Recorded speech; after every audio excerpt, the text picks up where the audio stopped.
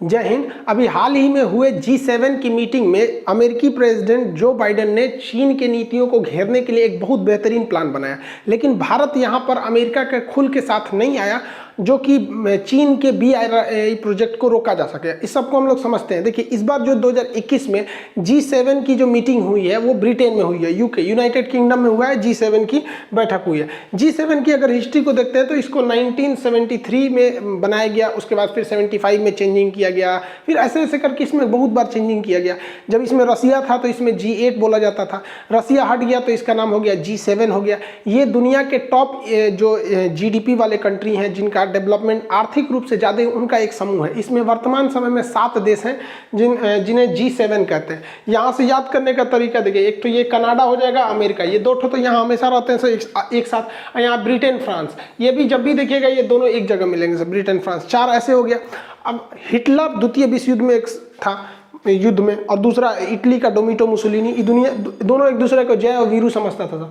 तो जर्मनी हो गया इधर 5वां और इटली हो गया 6वां। जर्मनी का हिटलर और इटली का होगा डोमिटो मुसोलिनी यहाँ पर। तो टोटल 6 हो गए। यहाँ पर एक जापान हो गया, 7 देश, टोटल 7 देश आते हैं। कनाडा, अमेरिका, ब्रिटेन, फ्रांस और जर्मनी, इटली, इधर आपका जापान। रसिया जब था तब इसे G8 बोला जाता था। भारत इसका सदस्य नहीं है G7 में, लेकिन 4 ऑब्जर्वर कंट्री है, मतलब जिन्हें बुलाया जाता है, और ये बहुत पहले से बुलाया जाता है। मनमोहन के समय से ही इन्हें बुलाया जाता है मीटिंग में भाग लेने के लिए कि आप भी इसको समझिए, आपकी भी बातों को ध्यान से समझा जाएगा और रखा जाएगा। इसमें आता है आपका ऑस्ट्रेलिया आता है, इंडिया आता है, साउथ कोरिया, शी जिनपिंग वाला वो वाला नहीं, किम जोंग वाला पगला, वो तो नॉर्थ कोरिया का है। तो एक तो साउथ कोरिया, इंडिया, ऑस्ट्रेलिया और या इधर से आ जाता है साउथ अफ्रीका। तो ये टोटल मिलके ये 4 ऑब्जर्वर भी हो जाते हैं। तो इस बार इन्हीं लोग की बैठक थी ब्रिटेन में। इसमें मोदी जी जो थे वर्चुअल मीटिंग में गए हुए थे यहाँ पर, क्योंकि कोरोना वगैरह चल रहा है यहाँ पे। इस मीटिंग में कई सारी बातें कही गई, जिसमें 2-3 चीज़ें हैं जो बहुत ज़्यादा ध्यान देने लायक है। एक तो था मोदी जी का था जो पर्यावरण को लेकर, क्योंकि इससे पहले जो बाइडेन से पहले ट्रंप थे, वो पेरिस क्लाइमेट चेंज से हट गए थे और कहते कि भैया हमको डेवलपमेंट है, हमको कार्बन एमिशन से कोई रोक नहीं सकता, ये वगैरह वगैरह। तो कार्बन एमिशन, प्रदूषण इत्यादि को कम करने के लिए, ग्लोबल वार्मिंग को कम करने के लिए जो बाइडेन अभी सहमत हो गए हैं, वो अमेरिका को वापस पेरिस क्लाइमेट चेंज जो था उसमें वो ले आएंगे।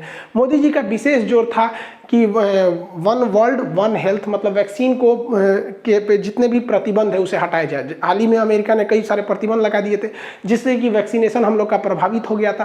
तो वैक्सीन, पूरी दुनिया में वैक्सीन को लगाने के लिए इस पर जोर दिया गया। इस पर सारे लोग राजी भी हो गए, और ऐसा भी हो सकता है कि बहुत जल्दी वैक्सीन के लिए जो कॉपीराइट और पेटेंट नियम होता है वो 1 से 2 साल के लिए छूट दिया जाए, ताकि पहले इस वैक्सीन को क्या किया जाए, सबको लगा दिया जाए, ताकि कोरोना को रोका जा सके। इसके अलावा जो इसमें भारत के लिए सबसे अच्छी बात थी वो जो बाइडेन ने किया। जो बाइडेन ने कहा कि जो BRI प्रोजेक्ट है तो उसका काउंटर करने के लिए, अब BRI प्रोजेक्ट समझने से पहले आपको चीन का सिल्क रूट समझना पड़ेगा, सिल्क रूट के बाद आपको BRI प्रोजेक्ट समझना पड़ेगा, उसके बाद समझेंगे कि चाइना का डेब्ट ट्रैप क्या है, वो कर्ज के जाल में किसी को कैसे फंसाता है। प्रथम सदी में चीन का एक रेशम मार्ग था जिसे इंग्लिश में सिल्क रूट कहते हैं। इस सिल्क रूट के रास्ते से चीन जो है रेशम का व्यापार करता था। यह सिल्क रूट 2 रास्ते से जाता था, एक जमीन होकर जिसे रेड कलर से दिखाया गया है, दूसरा समुद्र होकर जिसे ब्लू कलर से दिखाया गया है। तो इसी को हम रेशम मार्ग कहते थे। उस वक्त ज़्यादा मशीनरीज नहीं थे, तो ज़्यादा हर देश के बीच में व्यापार होता था। तो चाइना क्या करता था, इतना होशियार था, हर देश से अलग अलग चीज़ें खरीदता था। भारत में यहाँ से साउथ से मसाले लेता था, यहाँ से सोने चांदी लेता था, हर जगह से कुछ ना कुछ खरीद के ले जाता था। बदले में वो पैसे के बदले में सिल्क यानी रेशम देता था, और रेशम की कीट और वगैरह रेशम की टेक्नोलॉजी चीन के पास ही था। हालांकि क्वेश्चन भी पूछता है एग्जाम में कि भारत का कौन सा शासक था जो रेशम मार्ग पर अपना अधिकार कर लिया था। तो कुषाण शासक जो था कनिष्क ने रेशम मार्ग पर अधिकार कर लिया था। इतना ना मारा चीन वालों को, रेशम मार्ग पर अधिकार कर लिया, कहा कि इधर से व्यापार करोगे लोग ना तो हमको तुमको टैक्स देना पड़ेगा। तो ये चीन का रेशम मार्ग था। ये आज से 2000 साल पहले की बात है। तो अब ये मार्ग बंद हो चुका है। चाइना ने सोचा कि उसके पास अथाह धन है, पैसा बहुत ज़्यादा है। अब किसी के पास बहुत ज़्यादा पैसा रख के क्या फ़ायदा, उसको इन्वेस्ट करना चाहिए। तो चाइना ने सोचा कि हम इस पैसे को क्यों ना इन्वेस्ट कर दें और दूसरे देशों में, ताकि जिन देशों को हम पैसा देंगे उस पर मेरा दबाव भी रहेगा। तो ये जो रेशम मार्ग था, चाइना ने इसे दोबारा चालू कर रहा है, व्यापार करने के लिए नहीं, इस बार लोगों को अपने कर्ज के जाल में फंसाने के लिए। इस रेशम मार्ग पे जितने देश आते हैं, यहाँ पर जितने कंट्री आ रहे हैं, लगभग 100 कंट्रियों को इसने उसने कहा कि देखिए हम आपको कर्जा देते हैं, आप अपने यहाँ इंफ्रास्ट्रक्चर को बिल्ड कीजिए और आप हमसे पैसे ले लीजिए और आपको जो मन है वो बनाइए। लेकिन इसमें चाइना की चाल रहती है, इंफ्रास्ट्रक्चर के नाम पे वो कहता है कि आप बंदरगाह बना लिए, लेकिन शर्त ये रहती है कि चाइना से जो पैसा लेंगे बंदरगाह बनाने के लिए तो इसकी टेक्नोलॉजी जो रहेगी वो चाइना से लेना पड़ेगा और बनाने का ठेका चाइना की कंपनी को देना पड़ेगा। तो इससे चाइना को डबल फायदा, जो चाइना के पास पैसा था वो कर्ज के रूप में उस देश को दे देगा और जो चाइना की कंपनी थी जिनको प्रॉफिट चाहिए अब वो कंपनी वहां जाके बंदरगाह बनाएगी और उस पर जो मटेरियल लगेगा वो चाइना से आएगा। तो इधर से चाइना की जीडीपी भी बढ़ रही है, चाइना की कंपनियों को फायदा भी हो रहा है, चाइना के पास जो पैसा रखा था वो पैसा इन्वेस्ट भी हो गया, ब्याज भी आ रहा है और उस देश पर चाइना दबाव भी बनाएगा। ऐसे ही श्रीलंका को फंसा लिया, फोटो दिखा दिया श्रीलंका को, देखो ऐसे बंदरगाह बनेगा, इतना बड़ा बड़ा, कमा के लाल हो जाओगे लोग। श्रीलंका ने कहा वाह वाह बहुत बढ़िया है, श्रीलंका पैसा ले लिए। अब देखिए श्रीलंका ने ले लिया $10 बिलियन और श्रीलंका के पास पैसा कितना है, $4 बिलियन। अब इस बंदरगाह पे कोई आता नहीं है, श्रीलंका पूरी तरह फंस गया। अब ये बंदरगाह को बेच रहा है, कोई खरीदने को नहीं है, तो चाइना कहता है कर्जा दो नहीं तो बंदरगाह दो, तो ये अब बंदरगाह ले लिया वहाँ पे। तो यही करता है, फंसा देता है, इतना पैसा दे देगा कि आप कभी लौटा ही नहीं सकते और जब तक नहीं लौटाएंगे तो आप बंधुआ मजदूर हो जाएंगे। ऐसे ही श्रीलंका के कोलंबो एयरपोर्ट को कर दिया, ऐसे फोटो दिखाया, मार पैसा आएगा, लोग आएंगे कोलंबो एयरपोर्ट पे, लो लो लो, ससुरा श्रीलंका खुश होकर ले लिया। उस एयरपोर्ट पे कोई नहीं आता है तो श्रीलंका भारत से आकर आप ही एयरपोर्ट वाले लीजिए, ससुरा हम ही लोग खाली बैठल हैं यहाँ पे। तो पूरी दुनिया को जानबूझ के फंसाता है इसी तरह से और ऐसा ऐसा प्रोजेक्ट में पैसा देगा जो फेल हो जाता है, जैसे नहर निर्माण में दे देगा, पाइपलाइन में दे देगा। जानता है कि विकासशील देशों के पास ये सारी योजनाएं सरकारी पैसा लूट के बैठ जाते हैं, इससे कोई खास फायदा होता नहीं है। कहेगा डैम बनाना होगा, डैम में ऐसा टाइम देगा कि डैम का कोई खास काम वगैरह नहीं होगा, छोड़ छाड़ देता है वहाँ पर और बिजली घर वगैरह वगैरह के नाम पे बहुत सारा इन्वेस्टमेंट करता है। जैसे पाकिस्तान में भी सड़क वड़क बनाने के लिए इन्वेस्टमेंट किया। तो चाइना के इसी इन्वेस्टमेंट को काउंटर करने के लिए जो बाइडेन ने प्लान निकाला, चूंकि लॉकडाउन की वजह से, कोरोना की वजह से जो चाइना ने पैसे दिए इन सारे चीज़ों को बनवाने के लिए, उसको चाइना कहता है कि बेल्ट एंड रोड इनिशिएटिव। ये जितना है इसको कहता है बेल्ट एंड रोड इनिशिएटिव, इसलिए उसे BRI प्रोजेक्ट कहते हैं। इसी को कहते हैं वन बेल्ट वन रोड कहते हैं। ये किसका है, सिल्क रूट का ही नया रूट है, सेम चीज़ है। तो इसको काउंटर करने के लिए जो बाइडेन ने कहा है कि एक नया योजना चलाया जाता है, BBW, बिल्ड मतलब बनाया जाए, बिल्ड बैक दोबारा बेटर वर्ल्ड। तो बिल्ड बैक बेटर वर्ल्ड के नाम से इन्होंने $40 ट्रिलियन पैसा का अनाउंसमेंट किया। अब सोचिए 2035 तक ये 40 ट्रिलियन, अब इस 40 ट्रिलियन में चाइना का जो ये BRI प्रोजेक्ट है, ऐसा ऐसा 10 गो प्रोजेक्ट आ जाएगा। अब ऑलरेडी चाइना का ये प्रोजेक्ट घाटे में चल रहा है, लोगों के पास पैसा नहीं है चुकाने के लिए। अब उन लोगों के पास एक अच्छा मौका मिल गया, ये BBW में आ जाएंगे, कहेंगे कि हमें पैसा दे दीजिए यहाँ पे। अब चाइना चाह के भी इतना पैसे तो ला नहीं सकता है, 40 ट्रिलियन। तो इसमें ये बहुत बेहतरीन प्रोजेक्ट है और जो बाइडेन ने कहा भी है कि ये BRI प्रोजेक्ट के काउंटर के लिए किया गया है। अब इसमें भारत सरकार ने गलती कर दी है। यहाँ पर भारत को खुल के इस योजना का साथ देना चाहिए। तो भारत कहता है कि हम इस पे पहले स्टडी करेंगे फिर करें। अरे काहे लिए इतना इतना बढ़िया, अभी तक आपको चाइना का स्टडी ना समझ में आएगा। चाइना कभी हमारा नहीं हो सकता, उसको मत घुरिए यहाँ पे, लतियाइए, वो ऐसे नहीं सुधरेगा। ऐसे कन्या के देखते हैं उसको, नहीं सुधरेगा उसको। इनको भी मोदी जी को तुरंत कहना चाहिए कि हाँ भैया हम इस योजना में खुल के साथ देते हैं, क्योंकि चाइना को अब कितना आजमाएंगे। 1962 से लेकर अब तक समझे में नहीं आया। जहाँ भारत का विरोध करना रहता है चाइना खुल के कहता है, और हम लोग कह रहे हैं कि अभी अध्ययन करेंगे उसके बाद इस योजना में शामिल हो जाएंगे। हम लोग को भी इस योजना में शामिल होना चाहिए और भारत सरकार को भी पूरी दुनिया में देखिए चाइना ने किस तरह से दबाव बना रखा है कि ये जो यूरोपीय यूनियन है, ये यूरोपियन यूनियन चाइना पे दबाव बनाते हैं कि तुम अपने यहाँ वीगर मुसलमानों को क्यों जुल्म करते हो, जो सिंजियांग प्रांत में। हालांकि मुस्लिम कंट्रीज जो है या पाकिस्तान है वो कभी भी वीगर मुसलमानों का बात नहीं करेगा, क्योंकि इतना ना पैसा दे रखा है चाइना कि उस समय इनको ना इंसानियत दिखेगा ना कुछ दिखेगा। फिलिस्तीन पर जितना इजराइल जुल्म करता है उससे 10 गुना ज़्यादा यहाँ पर होता है, लेकिन ये लोग को नहीं दिखाई देता है क्योंकि पैसा लिए रखे हैं। तो यूरोपीय कोई देश नहीं बोल रहा है, यूरोपीय यूनियन कह रहे हैं कि चाइना पे हम प्रतिबंध लगाएंगे, लेकिन चाइना ने पैसा दे के रखा। यूरोपीय यूनियन का एक देश है जिसका नाम है हंगरी, तो हंगरी वीटो कर देता है कि नहीं आप लोग इससे नहीं कर सकते हैं। तो पैसा में कितना कमाल है, देख रहे हैं कि नहीं। G7 कंट्री में चाइना का ज़्यादा दबदबा नहीं है, लेकिन G7 कंट्री में इटली है। इटली चाइना का थोड़ा सा फेवर करता है, तो इटली अमेरिका को कह रहा है कि आपको चाइना को काउंटर नहीं करना चाहिए। अलग बात, हालांकि इटली को तो हम लोग सोनिया गांधी के थ्रू मना ही सकते हैं, क्योंकि सोनिया गांधी इटली की हैं और अमूमन मैके में लोगों का पहुँच रहता है। तो देखिए यहाँ मोदी जी सोनिया गांधी को कहीं कहें कि मनाओ भाई इटली को, तो हमें चाइना को रोकना है।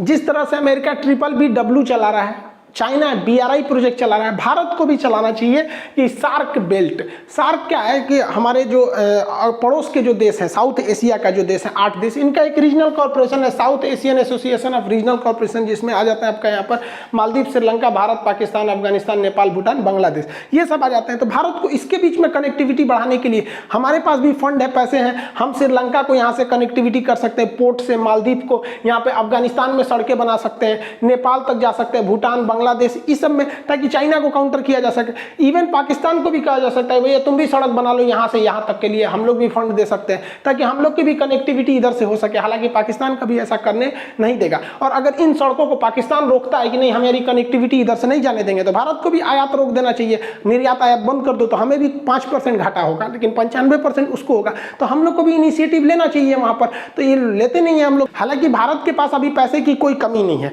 आप देखिएगा फॉरेन रिजर्व के मामले में हम रूस के बराबर चले आए। रूस जो है दुनिया में चौथे नंबर पे है फॉरेन रिजर्व में। अभी चीन के पास सबसे ज्यादा फॉरेन रिजर्व है, वो 3000 लगभग 3300 है आपका बिलियन डॉलर, 3300 यानी 3000 बिलियन डॉलर इसके पास फॉरेन रिजर्व है। चौथे नंबर पे आता है रसिया, जिसके पास 605 बिलियन डॉलर है। भारत के पास भी उतने हैं लगभग, दोनों आसपास। बहुत जल्दी हम लोग रसिया को पीछे छोड़ देंगे। तो हम लोग सोचिए रसिया के बराबर में आ गए, 605 बिलियन डॉलर हमारे पास विदेशी फंड है, अवेलेबल है। इससे हम क्या कर सकते हैं, दूसरे देश को मदद भी कर सकते हैं। जैसे श्रीलंका जो था वो चाइना के जाल में फंस गया था कर्जा के मामले में, तो बांग्लादेश ने श्रीलंका को कर्जा दिया कि ले ले ले ले श्रीलंका का, चाइना का पैसा लौटा दे। तो भारत को भी अपने पड़ोस में जो देश चाइना के जाल में फंस गए हैं, इतना ज्यादा पैसा है। अब आप कहेंगे बांग्लादेश के पास कितना है, तो बांग्लादेश के पास 45 बिलियन डॉलर है, तो हम लोग के पास 605। तो वो 45 बिलियन डॉलर में अगर वो चाइना के डेट को काउंटर कर सकता है, तो 605 बिलियन डॉलर में हम क्यों नहीं कर सकते हैं। बस हमें इनिशिएटिव लेने की जरूरत है। चाइना से ज्यादा सॉफ्ट नीति अपनाएंगे तो दिक्कत हो जाएगा। अभी पाकिस्तान वालों के पास इन सदरों का अलग झमेला है, ये 68 नंबर पे आते हैं सर। भाई बांग्लादेश आप ही से टूटा था, याद है कि नहीं, 1971 में। लेकिन आप लोग को थोड़े याद रहेगा, आप लोग को तो केवल कश्मीर याद है। हम कश्मीर लेंगे भैया, पूर्वी पाकिस्तान आपका था, चला गया, उसको कहते हैं ले, ये समझ में आता है। बांग्लादेश 1972 में बना, आपकी रैंकिंग है 68, चाचा इधर देखिए, और बांग्लादेश की रैंकिंग है 44, आपसे अच्छा हो गया। बताइए बांग्लादेश के पास 45 बिलियन डॉलर है और पाकिस्तान के पास 16 बिलियन डॉलर।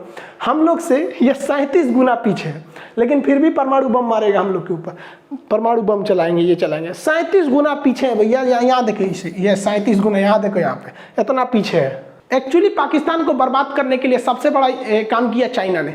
चाइना को आना था हिंद महासागर में भारत को छोड़ते हुए, तो यहाँ से उसने एक सड़क बनाया, CPEC, China Pakistan economic corridor. अंधाधुन पैसा लगा इस सड़क को बनाने में, और इसको कहा गया कि इस सड़क के दोनों ओर इकोनॉमिक कॉरिडोर बनाया जाएगा, 10,000 फैक्ट्रियाँ लगेंगी। ये हमारे चाचा को समझ में आया नहीं, फिसल गए वहाँ पे। 10,000 फैक्ट्री, मतलब खिलवाड़ है 10,000 फैक्ट्री, कोनो फैक्ट्री वैक्ट्री नहीं लगा। उल्टे इन लोग पे ऊपर इतना भयानक कर्जा हो गया कि कर्जा को सोचिए मत। अब ये हाल हो गया है कि चाइना इनको कर्जा मांगता है ना, तो ये चाइना से कहते हैं 1 साल का टाइम दीजिए, ताकि 1 साल में हम कहीं ना कहीं दूसरे जगह से कर्जा मांग के आएंगे, तो उस कर्जा से लेके आपका कर्जा चुकाएंगे। मतलब इन लोग का काम हो गया है कि जगह जगह घूम घूम के अभी ये लोग कर्जा मांगते फिर रहे हैं। ये सऊदी अरब में चले जाते हैं प्रिंस के पास कर्जा मांगने के लिए। देखिए सऊदी अरब प्रिंस कह रहा है आज बेटा तेरा पैसा दे देंगे, हमारा पैसा का कमी थोड़ी है। ये देखिए आप इंसान की प्रोटोकॉल को देख के समझे, ये इनको कितना वैल्यू दे रहा है, बराबरी की तरह। आ जाओ बेटा, आ जाए, इधर आ जाए। और ये जो भाई साहब है ना, इनके खुद के अब्बा हैं ये, और मतलब इनके अब्बा हैं ये किंग सलमान, और ये मोदी जी को रिस्पेक्ट देखिए। तो ये फर्क पड़ता है कि आपका देश के पास अगर पैसा है, इकोनॉमी है, तगड़ा है, अगर पूरी रिसोर्सेज से, तो फिर आपको वैल्यू ज़्यादा मिलेगी, आराम से मेहमान नवाजी होगी इस तरह से, आइए बैठिए। और अगर ऐसे जाएंगे भिखारी की तरह, आए चल तेरा पैसा देते हैं, कितना चाहिए, चल चल चल, इसको ले जाओ, नाश्ता पानी कराओ यहाँ पर। चाइना के BRI प्रोजेक्ट में फंस के, चाइना के जो डेट ट्रैप है उसमें कई देश फंसे, जिसमें अफ्रीका था, श्रीलंका था, मालदीव था, कई देश फंसने चले गए सब। इसमें सबसे बुरी तरह से फंस गया बेचारा पाकिस्तान। इवन अगर पाकिस्तान के लोग भी इसको देखेंगे तो अपने प्रधानमंत्री को बहुत गरियाएंगे। रियलिटी है, आप इसे चेक कर सकते हैं। पाकिस्तान का जो फॉरेन रिजर्व है, मुद्रा भंडार है, वो 16 बिलियन डॉलर है। ये कोई चीज छुपी नहीं रहती है, ऐसा नहीं है कि हम अपने पास से बता रहे। जबकि पाकिस्तान का जो विदेशी कर्जा है वो 294 बिलियन डॉलर है। अब कोई घोंचू भी होगा यार तो वो ये नहीं सोचेगा कि भैया हमारे पास टोटल 16 बिलियन डॉलर है, ये इसी में पेट्रोल खरीदना है, राफेल को काउंटर करने के लिए आपको हथियार खरीदना है, परमाणु बम भी खरीदना है, गजवाए हिंद जो करना है आप लोग को, है कि नहीं आप 16 बिलियन डॉलर है, हिंद जीतेगा सब। तो अब बताओ यार, कोई गधा भी होगा तो 16 बिलियन डॉलर में से कभी लेगा 294 बिलियन डॉलर कर्जा। अब आप खुद सोच के देखो, पाकिस्तान के लोग भी अगर देखे होंगे तो सोचो अपने देश के प्रधानमंत्री और नीति निर्माण वालों को कि कितना ज्यादा कर्जा लिए, कभी भी ये कर्जा नहीं चुका पाते हैं, इसलिए पूरी दुनिया में इनको कोई सीरियस नहीं लेता है, मजाक पे मजाक बनते हैं, सब मीम बनेगा यहाँ पर, और इनको उड़ा ले गया बेचारा, सी जिनपिंग के जाल में फंस चुके हैं, इनको कुछ समझ में आ नहीं रहा, अब इधर उधर कर्जा मांग रहे हैं। इसीलिए हम आप चाचा के लिए हम क्या बोले, हम क्या बोले इनके लिए, सुनिए ध्यान से। नींबू के ऊपर नींबू और नींबू के ऊपर धागा, और इमरान खान की पत्नी को सी जिनपिंग लेके भागा। कहीं क्या तुमको क्या ये तो होता है, चाइना जो है वो कर्जा देता है तो कर्जा के बदले या तो जमीन ले लेता है श्रीलंका की तरह, नहीं तो इज्जत ले लेता है पाकिस्तान वालों की तरह। अब हम क्या बताएं, BRI प्रोजेक्ट का काउंटर करने के लिए जो बाइडन ने प्लान बनाया है वो एकदम बेस्ट है, और उन लोग जो लोग कह रहे थे बाइडन के जीतने पे कि ये चाइना का कुछ नहीं करेगा, अब समझ में आ रहा है ना, यहाँ पर अंतर्राष्ट्रीय नीति में कोई किसी का दोस्त नहीं, कोई किसी का दुश्मन नहीं, जो हमारे देश के लिए सही वो मेरे लिए सही हो जाता है। आई होप आप G7 और BRI प्रोजेक्ट वगैरह को काउंटर करने सिस्टम को समझे होंगे, और आपका क्या सोचना है कि भारत को विचार करके इसमें शामिल होना चाहिए बाइडेन के प्रस्ताव में, या फिर हमें बढ़ चढ़ के हिस्सा लेना चाहिए ताकि चाइना के डेथ ट्रैप से लोगों को या अलग अलग देशों को बचाया जा सके। आई होप आप इसे समझे होंगे। मिलेंगे नेक्स्ट क्लास में। जय हिंद।